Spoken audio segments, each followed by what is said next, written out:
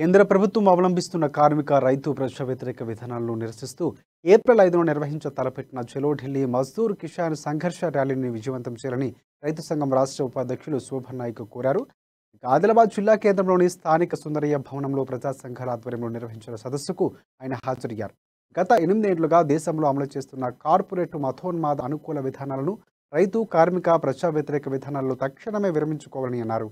వచ్చే నెల 5న చలో పార్లమెంటు కార్యక్రమాన్ని జయప్రదం చేయాలని పిలుపునిచ్చారు. తాతలు ముత్తాతలంతా సంపాదించిన వాటితో అన్నింటినీ అత్త సొమ్ము అల్లుడు దానం చేసిన ఏముంటాయి రాబోయే కాలం. ఈరోజు ఆదిలాబాద్ పట్టణంలోని సుందరయ్య భవన్లో సిఐటియు, రైతు సంఘం, వ్యవసాయ కార్మిక సంఘం 3 సంఘాల జిల్లా సదస్సు జరుగుతుంది. ఇందులో ముఖ్యంగా మేము ఒక నిర్ణయాన్ని తీసుకోవడం జరిగింది. ఏప్రిల్ 5వ తారీఖున చలో ఢిల్లీ కార్యక్రమాన్ని జయప్రదం చేయాలని ఇక్కడున్న కార్మికులకు, కర్షకులకు మేము పిలిపిస్తూ ఉన్నాం.